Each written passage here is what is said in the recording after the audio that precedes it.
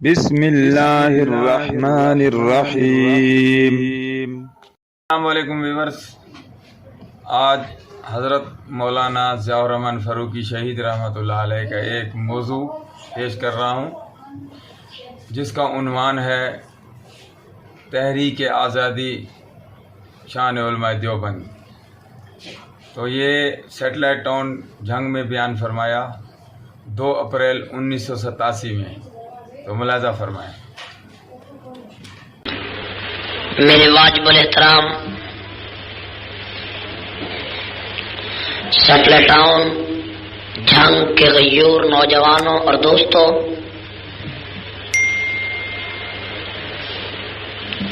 آج بڑے طویل عرصے کے بعد آپ حضرات کے اس جامعہ عربیہ عثمانیہ مسجد میں حاضری کا اتفاق ہوا ہے۔ مجھے کہا گیا ہے کہ میں آپ کے سامنے تحریک آزادی ہند اور تحریک پاکستان میں علماء کے کردار پر روشنی ڈالوں، آپ کی توجہ اور بیداری اور غور و فکر اگر باقی رہا تو انشاءاللہ آپ کی معلومات میں اضافہ ہوگا اور آپ کو معلوم ہوگا کہ زندانوں کی اوٹ میں رہ کر دار و رسم کی سیاست کو عبور کرتے ہوئے کالا پانی کے سنگلاخ سناٹوں میں کون سے لوگ گئے اور مالٹا کے جزیرے میں جا کر کس نے نغمہائے آزادی کے گیت گائے۔ میرے دوستو، حق و صداقت کی آواز ہر دور میں بلند ہوتی رہی ہے، حق و باطل کی ٹکر ہر دور میں رہی ہے، حق و باطل کی آویزش ہر دور میں قائم رہی ہے۔ باطل ہمیشہ دنیا کی طاقت لے کر آتا رہا اور حق ہمیشہ صداقت کا پرچم لے کر آتا رہا۔ باطل ہمیشہ غرور اور تکبر کے لباس میں آیا، حق ہمیشہ درویشی اور فقر کا پیکر بن کے آیا۔ دنیا نے دیکھا کہ باطل ہمیشہ سرنگوں ہوا اور حق کا پرچم آندھیوں میں بھی لہرایا جاتا رہا۔ میرے دوستو، تاریخ کے اوراق سے پردہ ہٹا کر اور غور و فکر کی اینک لگا کر اگر ہم دیکھنا چاہیں تو ہمیں صاف طور پر نظر آتا ہے کہ باطل اگر نمرود کی شکل میں آیا تو حق ابراہیم کی شکل میں آیا، باطل اگر فرعون کی شکل میں آیا تو حق موسیٰ کی شکل میں آیا، باطل بنی اسرائیل کے خونخواروں کی شکل آیا تو حق عیسیٰ علیہ السلام کی شکل میں آیا، باطل کیسر و کسریٰ کی شکل میں آیا تو حق محمد رسول اللہ کی شکل میں آیا، باطل حجاج ابن یوسف کی شکل میں آیا، حق سعید ابن جبیر کی شکل میں آیا، باطل خلیفہ منصور کی شکل میں آیا تو حق امام ابو حنیفہ کی شکل میں آیا، باطل معتصم باللہ کی شکل میں آیا تو حق احمد بن حنبل کی شکل میں آیا، باطل نظام الملک بادشاہ کی شکل میں آیا تو حق امام غزالی کی شکل میں آیا، باطل فتنہ تاتار کی شکل میں آیا، حق امام ابن تیمیہ کی شکل میں آیا، باطل جلال الدین اکبر کی شکل میں آیا، حق مجدد الفسانی کی شکل میں آیا، باطل فتنہ انبسط کی شکل میں آیا تو حق شاہ ولی اللہ کی شکل میں آیا، باطل راجہ رنجیت سنگھ کی شکل میں آیا، حق شاہ ولی اللہ کی شکل میں آیا، باطل رنجیت سنگھ کی شکل میں آیا، حق شاہ اسماعیل کی شکل میں آیا، باطل انگریز کی شکل میں آیا تو حق علماء دیوبند کی شکل میں آیا۔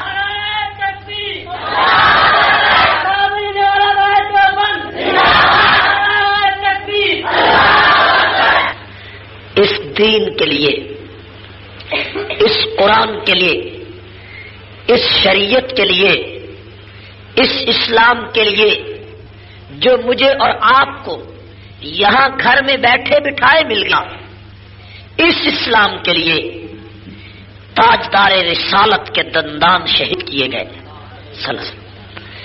اس اسلام کے لیے رسول اللہ کے راستے میں کانٹے بچھائے گئے، اس اسلام کے لیے پیغمبر کے چہرہ اقدس پہ کوڑا کرکٹ ڈالا گیا، اس اسلام کے لیے بلال حبشی کو تپتی ریت پہ لٹایا گیا، اس اسلام کے لیے سمیہ کے ٹکڑے ٹکڑے کر دی گئے، اس اسلام کے لیے زنیرہ کی آنکھیں نکال دی گئی، اس اسلام کے لیے لبینہ کی چمڑی ادھیڑ دی گئی، اس اسلام کے لیے نہدیہ کے ٹکڑے کر دیے گئے، اس اسلام کے لیے بدر کے میدان میں 14 صحابہ شہید کیے گئے، احد کے میدان میں 70 صحابی شہید کیے گئے، خیبر کی جنگ میں 19 صحابی شہید کیے گئے، حضور علیہ السلام کے 23 سالہ دور نبوت میں 256 صحابی شہید کیے گئے اور خلافت راشدہ کے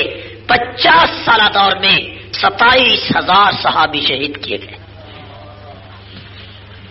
اس دین کے لیے امام ابو حنیفہ کا جنازہ جیل سے اٹھا، اس دین کے لیے امام مالک کا منہ کالا کر کے مدینہ کی گلیوں میں پھرایا گیا، اس دین کے لیے امام شافعی پہ کفر کا فتویٰ لگایا گیا، اس دین کے لیے امام نسائی کو مسجد کے صحن میں شہید کر دیا گیا، اس دین کے لیے امام بخاری کو دھکے دے دے کر بخارا سے نکالا گیا، اس دین کے لیے امام مسلم کو اذیتیں دی گئی، اس دین کے لیے جلال الدین اکبر کے دربار میں اور جہانگیر کے دربار میں مجدد الفسانی کو ہتھکڑیاں لگا کر پیش کیا گیا، اس دین کے لیے شاہ ولی اللہ کے انگوٹھے کاٹ دیے گئے، اس دین کے لیے شاہ عبد العزیز کو اتنا مارا گیا کہ آخر عمر میں نابینا ہو گئے، اس دین کے لیے شاہ اسماعیل کو بالا کوٹ کے پہاڑوں پر ذبح کر دیا گیا، اس دین کے لیے سید احمد شہید کی گردن سجدے کی حالت میں کاٹ دی گئی، لیکن کسی نے دین کو نہیں چھوڑا۔ میرے دوستو،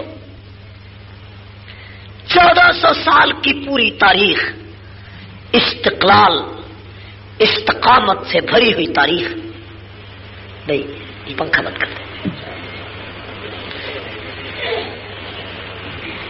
استقلال اور استقامت کی زندہ جاوید تاریخ ہے، زندہ جاوید کہانی ہے۔ آج اسی 1400 سال کی تاریخ سے منسلک ایک گروہ اور ایک قافلے کی داستان بڑے مختصر الفاظ میں میں آپ کے سامنے رکھنا چاہتا ہوں۔ میرے دوستو، سب سے پہلے یہ سمجھیں کہ دیوبند نے تحریک آزادی ہند میں حصہ کیوں لیا۔ میری بات آپ کو سمجھ میں آ رہی ہے؟ ویسے توجہ ہے کہ نہیں؟ توجہ کی ضرورت ہے۔ تاریخ کا موضوع خشک ہوتا ہے، یہ بات ذہن رکھیں۔ حضرت علامہ احسان الہی ظہیر اللہ تعالی اس کی عظمت کو فروزہ کرے.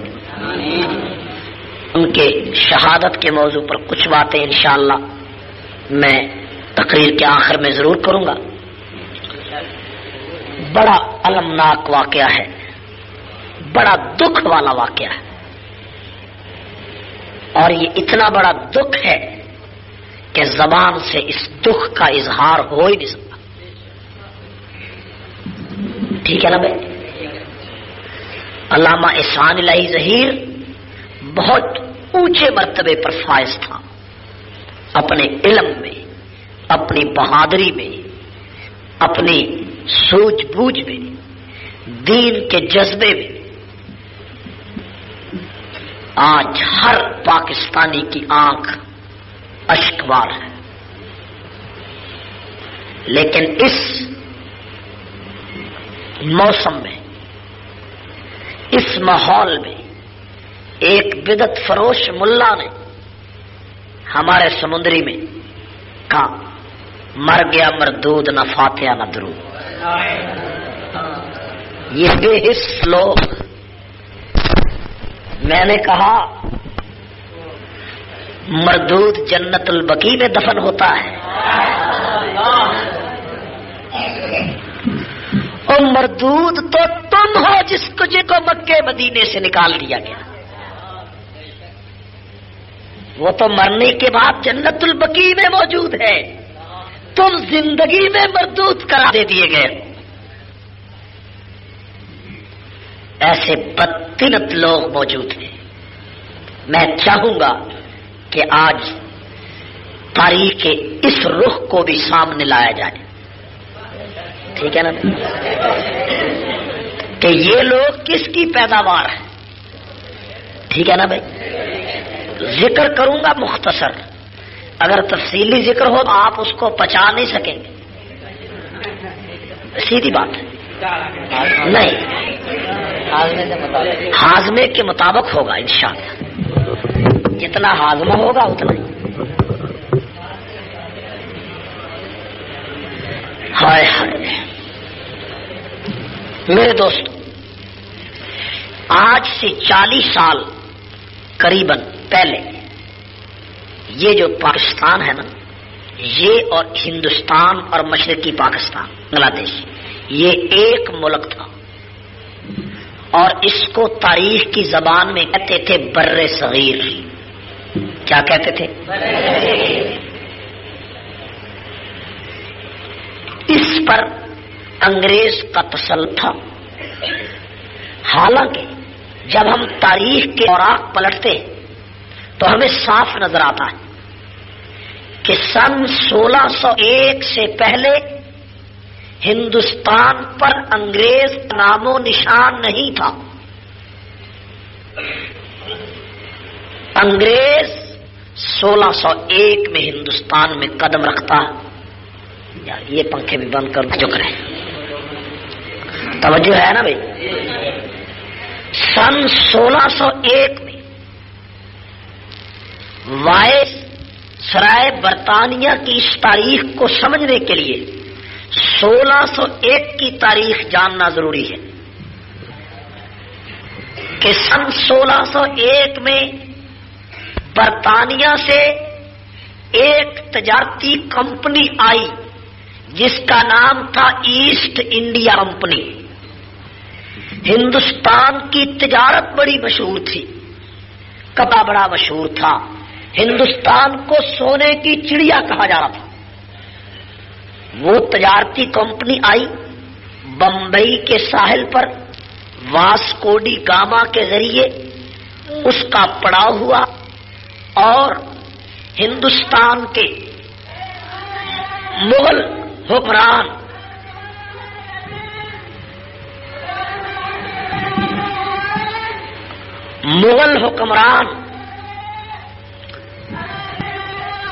مغل حکمران کی ناعاقبت اندیشی کی وجہ سے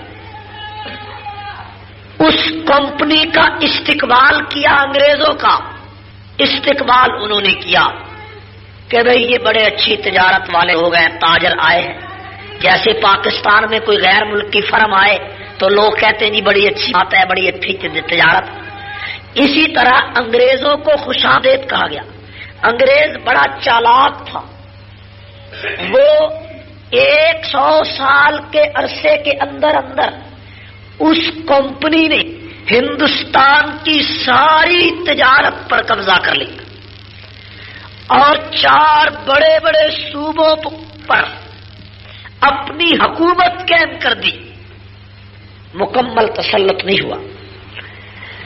اس اسنا میں سن 1724 میں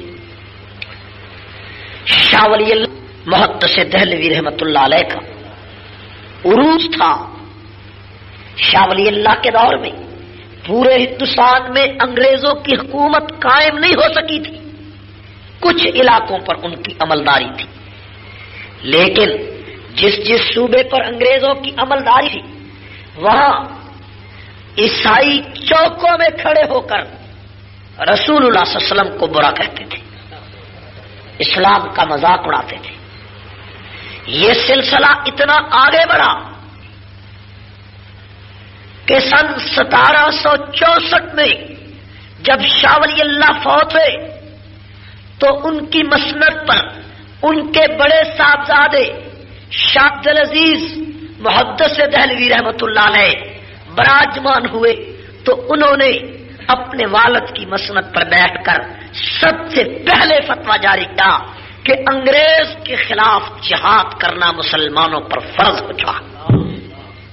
یہ پہلا فتویٰ تھا جو انگریز کے خلاف شاہ عبدالعزیز نے جاری تھا.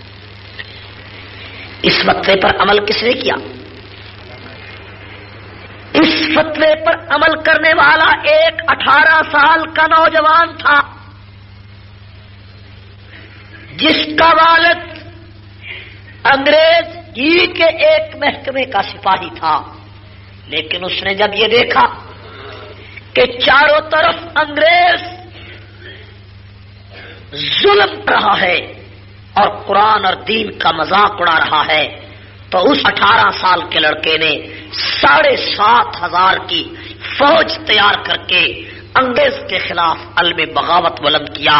اور وہ 7,500 کا لشکر تیار کرنے والا 18 سال کا نوجوان شاہ عبدالعزیز کے فتح کی بنیاد پر انگریز کے خلاف جہاد کرنے پر آمادہ ہوا.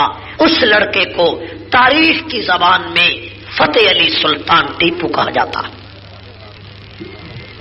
رحمت اللہ. یہ سن 1792 کی بات ہے. سن 1792 میں سلطان ٹیپو نے شاہ عبدالعزیز کے فتوے پر عمل کر کے انگریز کے خلاف پہلی مرتبہ ہندوستان میں علم بغاوت بلند کیا. سلطان ٹیپو کون تھا؟ اپنے دور کا قطب تھا. مولانا حسین احمد مدنی رحمت اللہ علیہ نے مکتوبات میں لکھا ہے سلطان ٹیپو اپنے دور کا بہت بڑا ولی تھا. اور نشان حیدری میں لکھا ہے کہ سلطان ٹیپو نے ساری زندگی اپنی داڑھی پہ اس طرح نہیں پھرایا. لیکن آپ جو اس کی تصویر کتابوں میں دیکھتے ہیں اس سلطان ٹیپو کی داڑھی نہیں ہے. یہ سلطان ٹیپو کی اصلی تصویر نہیں ہے. سلطان ٹیپو نے ساری زندگی اپنی داڑھی پہ اس طرح نہیں پھرایا. وہ اپنے دور کا قطب اور ولی تھا. مولانا حسین احمد مدنی فرماتے ہیں کہ سلطان نے میسور کی جامع مسجد بنائی تو اعلان کیا کہ اس جامع مسجد میں سب سے پہلے آدمی وہ جماعت کرائے، وہ عالم جو صاحب ترتیب ہو. صاحب ترتیب اس عالم کو کہتے ہیں کہ جس کی 5 نمازیں اکٹھی کبھی قضا نہ ہوئی ہوں. کوئی عالم آگے نہ بڑھا تو خود سلطان ٹیپو مصلی پر کھڑا ہوا اور اسے کہا کہ جب سے میں بالغ ہوا ہوں آج تک میری 5 نمازیں کبھی قضا نہیں ہوئی. سلطان ٹیپو اتنا بڑا ولی تھا، اتنا بڑا بہادر تھا. 1932 میں مولانا ظفر علی خان سرنگا پٹم کے قلعے پر جاتا ہے اور سلطان ٹیپو کی قبر پہ کھڑے ہو کر کہتا ہے کہ ہند کو محرم اسرار وفا تو نے کیا، ہند کو محرم اسرار وفا تو نے کیا، حق وفاداری یہ مشرق کا ادا تو نے کیا. ہند نے آج جو یہ جذبہ بیداری ہے یہ تیرے ہی شعلہ اثار کی گلکاری ہے. سلطان ٹیپو کی اس جنگ نے انگریز کے خلاف پہلی مرتبہ نفرت کا بیج بویا۔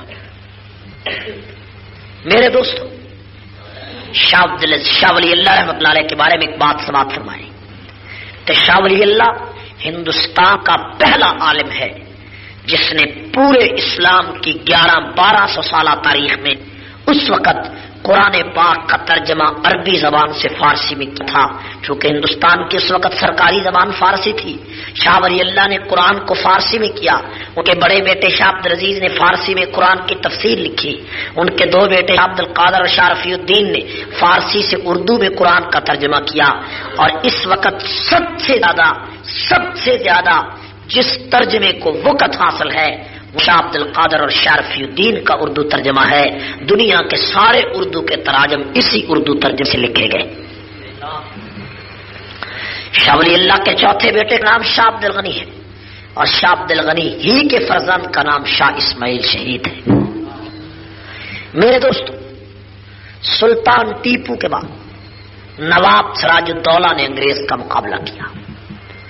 نواب سراج الدولہ جنگ پلاسی لڑتا ہے جو 22 گھنٹے جاری رہتی ہے، بالآخر نواب سراج الدولہ بھی شہید کر دیا جاتا ہے۔ میں آپ کی معلومات کے لیے عرض کرتا ہوں، انگریز نے سلطان ٹیپو کے سپہ سالار میر صادق کو، جو شیعہ مسلک سے تعلق رکھتا تھا، اس کو 950 مربع زمین دے کر خرید لیا، اور عین لڑائی کے موقع پر جب سلطان لڑ رہا تھا، عین لڑائی کے موقع پر وہ سلطان ٹیپو کا ساتھ چھوڑ کر چلا گیا، اور سلطان ٹیپو تنہا تنہا سرنگا بٹم کے قلعے پر لڑتا ہوا اور یہ کہتا ہوا شہید ہو گیا، شیر کی 1 دن کی زندگی گیدڑ کی 100 سالہ زندگی سے بہتر۔ نواب سراج الدولہ کے سپہ سالار میر جعفر کو انگریز نے 650 مربع زمین دے کر خرید لیا۔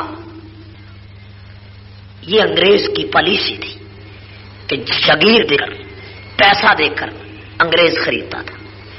ایک بات ضمنی طور پر میں آپ سے عرض کرنا چاہتا ہوں کہ اس وقت آپ نہیں دیکھتے دولتانے، ٹوانے، قریشی، گیلانی، جتوئی، رئیسانی اور جناب علی، بڑے بڑے نواب اس وقت جو ہندوستان پاکستان میں ہیں، جن کی 500 مربع زمینیں ہیں، یہ ساری زمینیں ان کے آباء و اجداد کو انگریز کے گھوڑے کے خرخرے بننے کے بدلے میں اور مسلمان قوم سے غداری کرنے کے بدلے میں کو ملی۔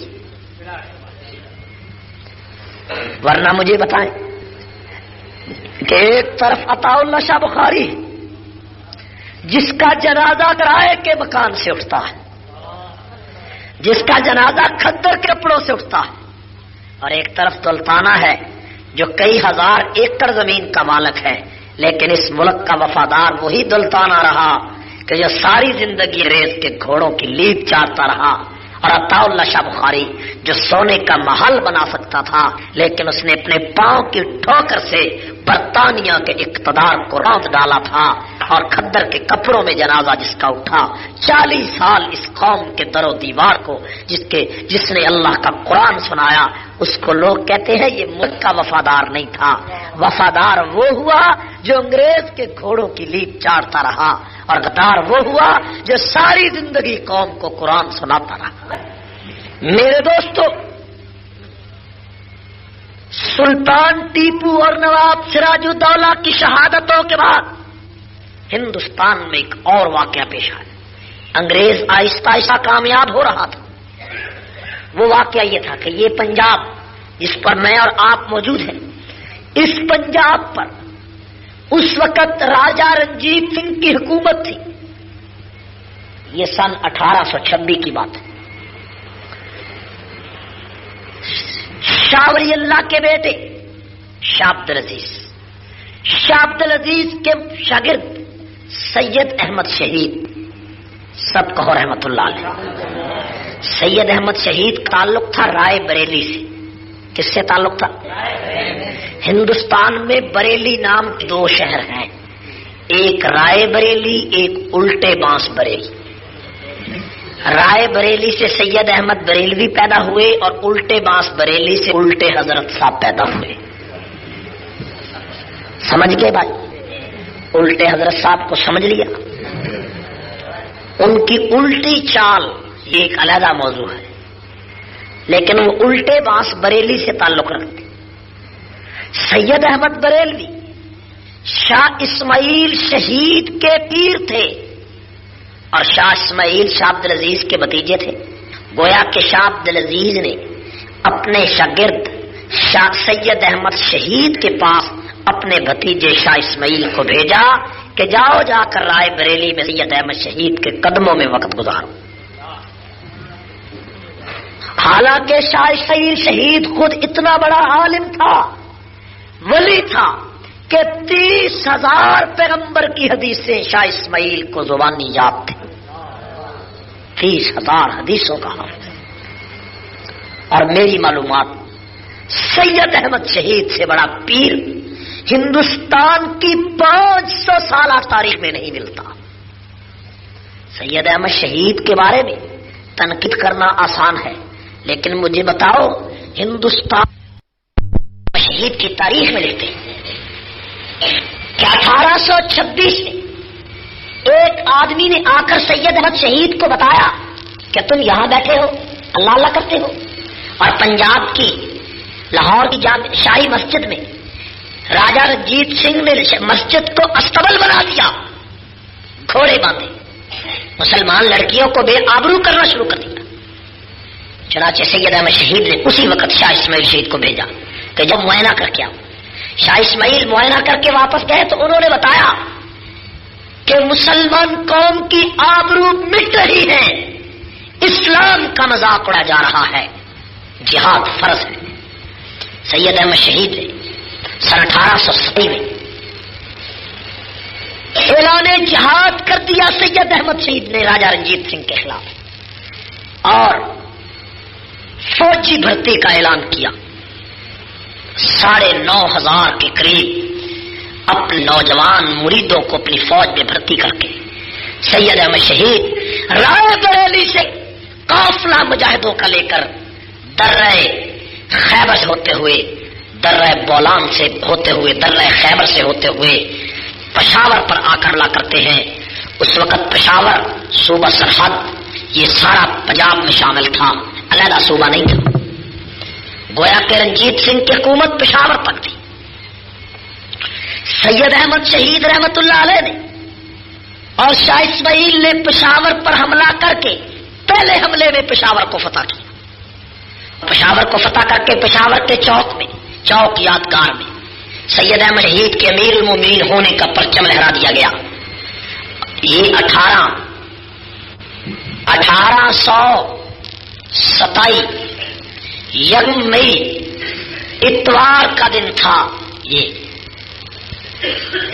جس دن پشاور فتح ہوا اور پشاور کے شہر میں سید احمد شہید کی حکومت کا اعلان کیا گیا. پہلے دن ہی شراب پر پابندی لگا دی گئی، جوئے پر پابندی، سٹے پر پابندی. اور آپ اتفاق دیکھیے کہ اسی پشاور کے شہر میں جب شاہ اسماعیل کا ایک روحانی فرزند مفتی محمود پر سر اقتدار آتا ہے، تو جس دن مفتی محمود رحمت اللہ علیہ نے پشاور پر اپنا اقتدار قائم کیا، پشاور پر حکومت بنائی اور شراب پر پابندی لگائی، اس دن بھی یکم مئی اتوار ہی کا دن تھا. وہ 1827 یکم مئی اتوار کا دن تھا جب شاہ اسماعیل نے پشاور میں شراب پر پابندی لگائی، اور جس دن مفتی محمود نے پشاور میں شراب پر پابندی لگائی وہ دن بھی 1972 یکم مئی اتوار کا دن تھا. میرے دوستو، 1827 سے لے کر 1831 تک شاہ سید احمد شہید نے پشاور فتح کیا، اتمان دئی، چار سدا، شنکیاری، اکوڑا، سب علاقے فتح کیے. جس علاقے کو سید احمد فتح کرتے اس علاقے میں 6 مہینے گزارے، 4 مہینے گزارے. بالآخر یہ قافلہ 1831 کو بالا کوٹ کی پہاڑیوں پر پہنچا.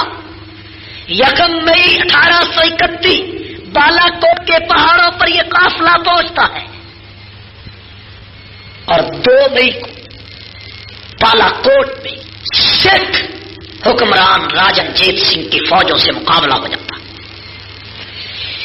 اس مقابلے کے نتیجے میں 450 رضاکار شہید ہوئے. سید احمد تہجد کی حالت میں تھے کہ ان کی گردن کاٹ دی گئی.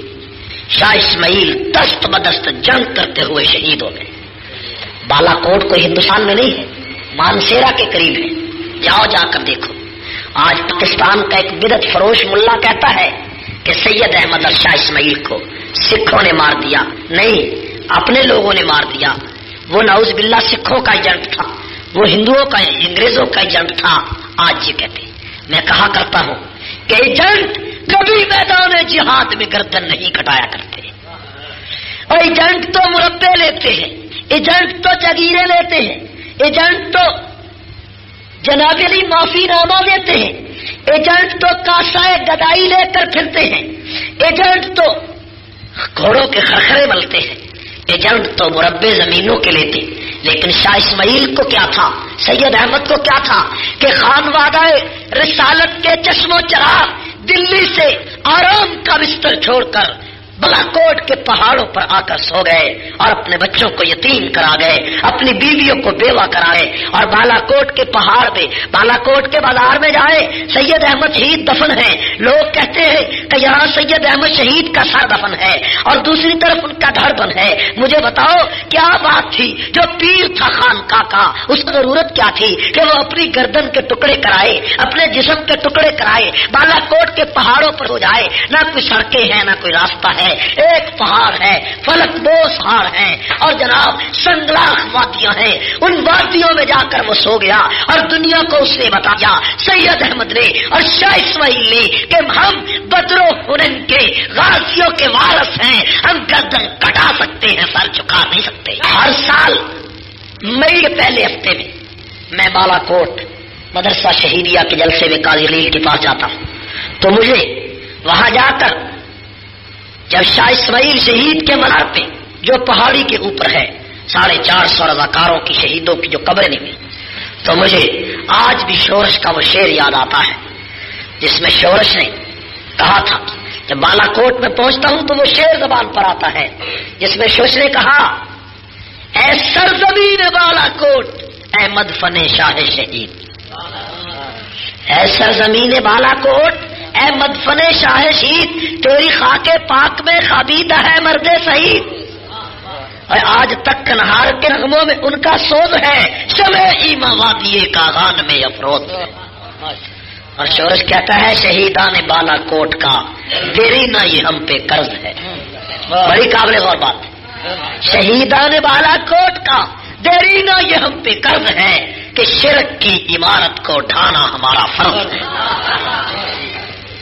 شہیدان بالا کوٹ کا دیرینہ یہ ہم پہ قرض ہے کہ شرک کی عمارت کو اٹھانا ہمارا فرض ہے. شاہ اسماعیل شہید رحمت اللہ علیہ نے جو تقویت الایمان کتاب لکھی، اس کتاب کو پڑھ کر کئی لاکھ سپاہ نے رسول اللہ کا کلمہ پڑھ لیا ہے. اسی کتاب کو پڑھ کر مولانا عبید اللہ سندھی نے پیغمبر علیہ السلام کا دین قبول کیا ہے. آج اسی کتاب کا سہارا لے کر بدعت فروش ملا کہتا ہے کہ یہ نعوذ باللہ نبی کا گستاخ ہے. جس نے شرک کی جڑوں کو کاٹا، جس نے بدعت کے ایوان پہ لرزہ طاری کیا، وہ شاہ اسماعیل کی ذات ہے. اس قافلے میں سید احمد شہید کے ایک مرید تھے جس کا نام تھا حاجی امداد اللہ مہاجر مکی رحمت اللہ علیہ. اور سب کہو رحمت اللہ علیہ.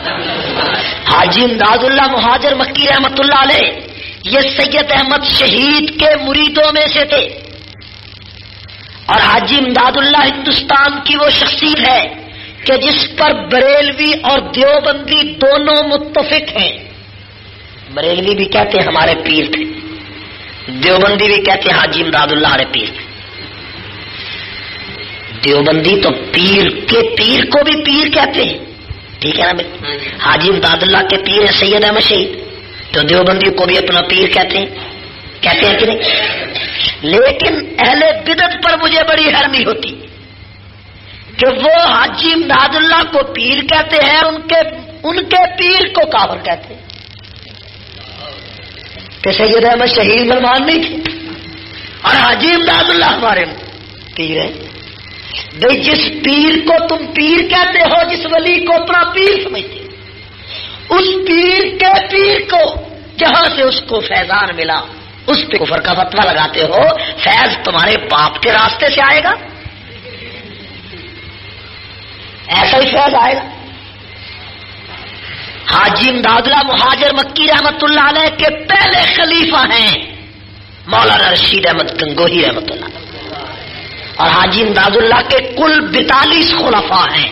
42 خلفاء میں 42ویں خلیفہ پیر میر علی شاہ گولڑوی۔ میری بات آپ کو سمجھ میں آ رہی ہے؟ پہلے خلیفہ مولانا رشید احمد گنگوہی، دوسرے خلیفہ مولانا قاسم نانوتوی، اور آخری خلیفہ پیر میر علی شاہ گولڑوی۔ اب فیصلہ کر کے بتا کہ قاسم نانوتوی کو برا کہتا ہے تو حاجی امداد اللہ کہاں جائے گا؟ پیر کہاں جائے گا؟ رشید احمد گنگوہی کو برا کہتا ہے تو پیر کہاں جائیں گے؟ پیر میر علی شاہ گولڑوی رحمت اللہ علیہ تو درجہ ہی آخر میں آتا ہے، ٹھیک ہے؟ یہ آخر میں آتا ہے، لیکن جو پہلے مرید ہیں حاجی صاحب کے، جو پہلے خلیفہ ہیں، ان پر تمہارا مولوی احمد اللہ کفر کے فتوے لگاتا ہے تو پیر میر علی شاہ بیچارے کہاں گئے؟ یہ بات میری سمجھ میں آج تک نہیں آئی کہ حاجی امداد اللہ کے پیر بھی کافر احمد رضا کے قلم سے، اور حاجی امداد اللہ کے پہلے خلفاء بھی کافر۔ حاجی امداد اللہ کیسے تمہارے پیر ہو گئے؟ ان کو پیر کیسے کہتے ہو؟ ان کی ایک کتاب ضیاء القلوب پڑھ کر پیر کہتے ہو؟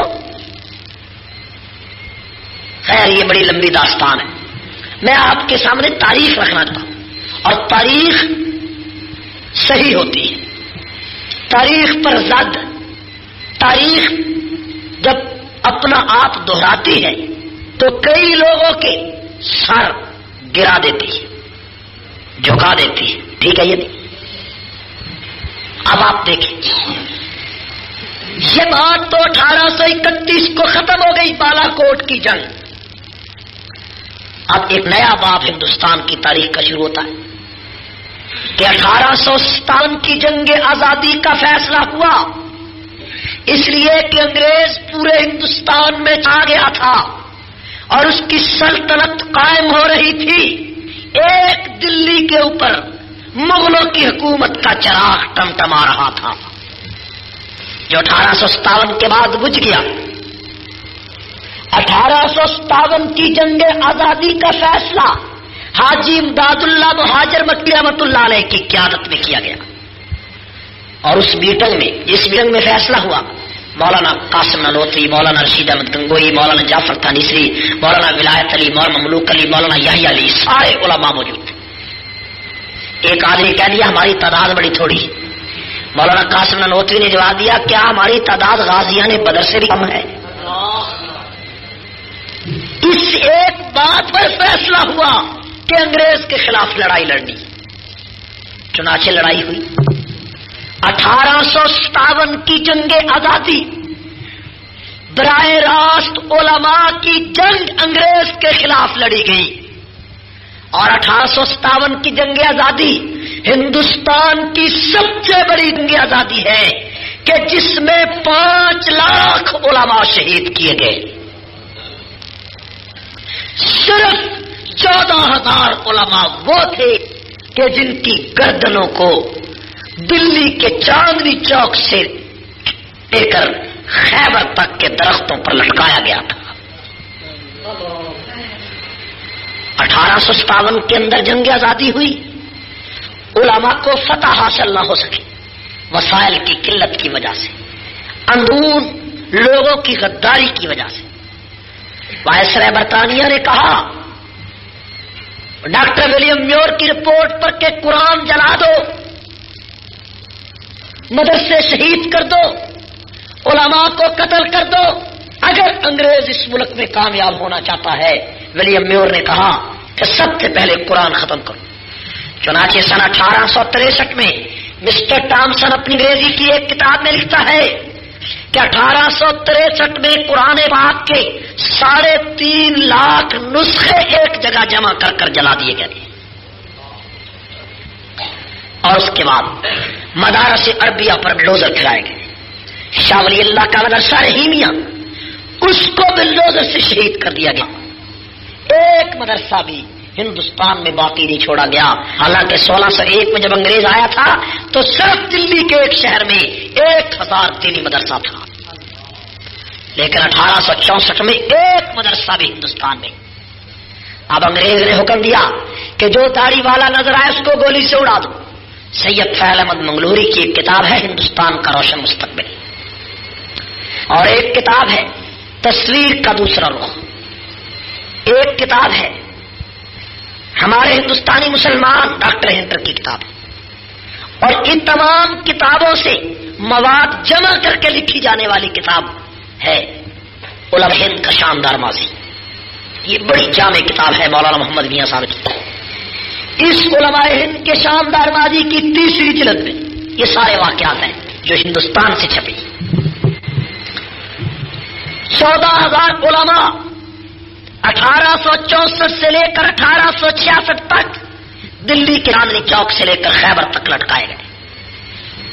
لاہور کی شاہی مسجد کے صحن میں انگریز نے پھانسی کا پھندا بنایا تھا، اور اس مسجد کے صحن میں انگریز 80 علماء کو روزانہ پھانسی دیتا تھا۔ 100 علماء کو بوریوں میں بند کر کے ان کو جلتے ہوئے تنوروں میں ڈالا جاتا تھا۔ لاہور کے اندر شاہی قلعے میں عقوبت خانہ بنایا گیا تھا۔ دلی کے اندر ایک عقوبت خانہ تھا سرا والا۔ مسٹر ٹامسن کہتا ہے کہ میں اپنے خیمے سے نکل کر پیچھے گیا تو کیا دیکھتا